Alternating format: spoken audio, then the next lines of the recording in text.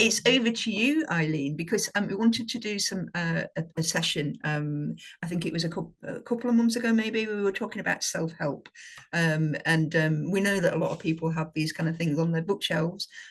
So Eileen has got more books than most. So we asked her to do some digging, and you've come up with a self-help that you think is going to be useful for PMO people. Yeah, do you want to take over and tell us all about? Can I take over?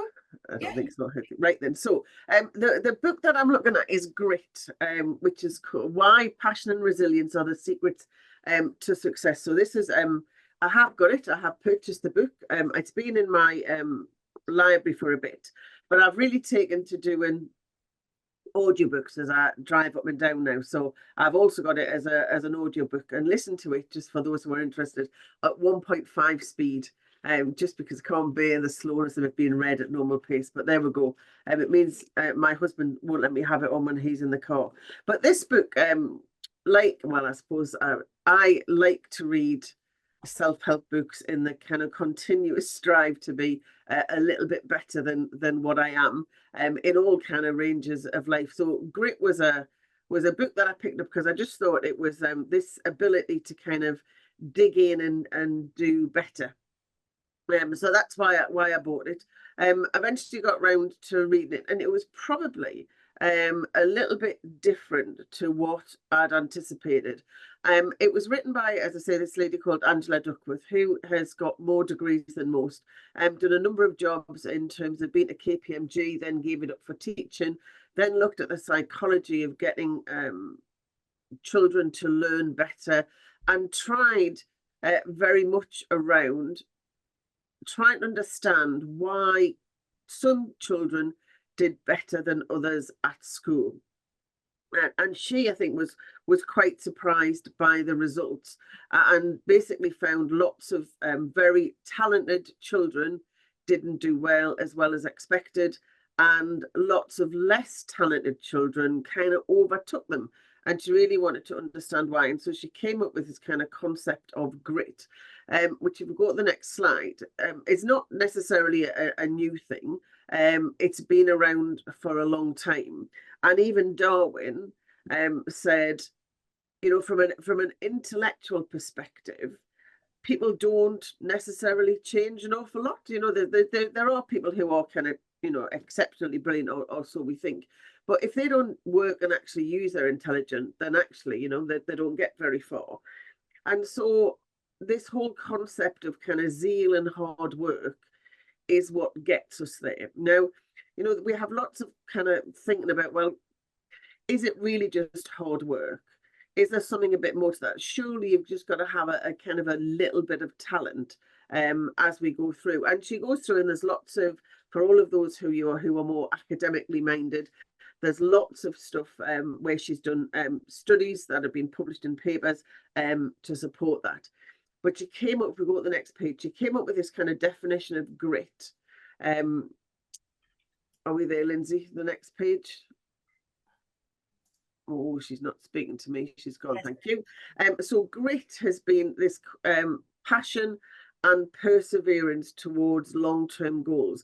And she definitely kind of differentiated it from resilience, which is this ability to bounce back. Grit is this kind of having some passion for something and actually kind of working hard to move forward. And it does actually include resilience, because if we put the next bit, she actually kind of breaks down grit into having some goals, some resilience, and some intention in what we're doing. And it takes time. It's not something that you can do over 2 minutes. And one of the reasons why this book caught my eye is I've been to in kind of previous lives when I've been to different organizations, and it used to make me laugh when I used to go and see some salespeople to sell some training. They'd say, we're going to go and see a PMO manager. They're a bit, how can we say it? A bit, and I would use a bit kind of outspoken, blunt, you know, kind of very, not necessarily very driven, but actually kind of quite sure of what they want. And this is the kind of greatest predictor of success. And I think I've said on a a few sessions here before, I would really like the opportunity to veto anybody who's going to be appointed as a PMO manager, because unless you've got this level of grit, we're probably going to struggle with getting some success. So that, you know, it does tie up to me. There's kind of links. I was doing it about just me kind of working a little bit harder and doing things a little bit better. But actually, as we went through the book, there was lots of things that I thought, actually, you know, that's really relevant to kind of how we work within a PMO. There's very few kind of PMOs are kind of really straightforward and kind of we just kind of bob into work and kind of do a bit and work. But what was really important is in terms of the things that we need. If we don't think we've got grit, if we wanted to develop it, is underlying some of the underlying elements. And I haven't put them all here, but a couple of the ones that I think are important is this concept of a growth mindset. Now, I often talk about my husband. He provides lots of input for all of these. He kind of thinks, well, you've got a talent. If you cannot do it, you cannot do it. And if you can, you can. But the growth mindset is really about saying, well, actually, if we kind of persevere, then actually we can develop. And the studies have shown that you can develop neural pathways in your brain, and you can actually kind of develop, and hard work will get you there twice as fast as just mere talent. So that kind of, you obviously there's certain elements you need to have in terms of to get that grade to get you started, but actually working hard in a focused way will actually kind of move you forward. And one of the great phrases they use within the book is they say failure is a temporary outcome. So they kind of say, well, actually, we can kind of fail at this time, but actually we can continue to kind of try and work hard and we'll move forward. The second thing is that it isn't just about doing kind of lots of things all at one time. It is being absolutely focused and making sure that your goals are aligned to some of your, kind of sometimes there's kind of situations we're in or kind of the people who are working with, but making sure that those goals, even though we can't do them now, they're actually kind of going to be achievable. So, and also kind of not having kind of 27 disparate goals. There's nothing saying you can't have more than one goal, but actually just making sure they're all kind of in alignment and they're kind of connected to each other. So that was the second one. And then the third one is this concept of deliberate practice. So for those of you who are coming to PMO Learn in Edinburgh, I'm doing a session on reflection, and this is going to kind of come up as well. This concept of deliberate practice.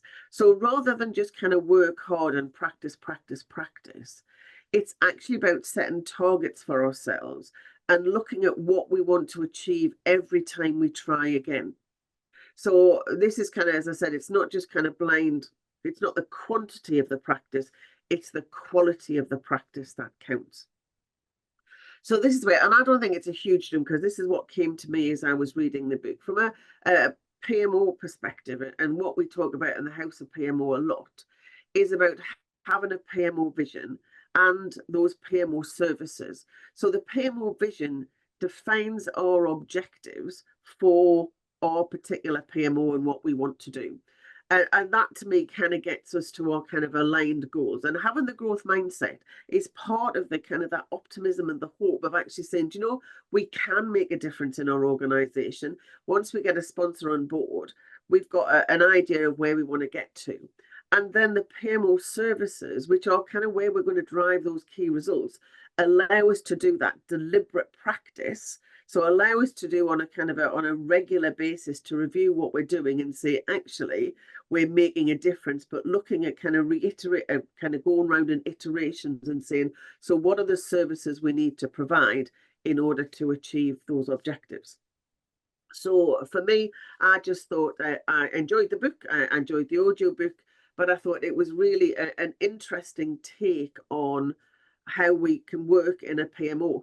And the one last thing, which also kind of I thought was a really good thing, was it said, for those people who develop grit through some of those things I've just talked about, have better mental health because they're generally happier because they're working at something they're demonstrating how we're moving forward and doing something of value to us in the organisation. So not a bad word to say really about having kind of better mental health and being happy by working hard. Well then, brilliant, excellent. Thank you very much.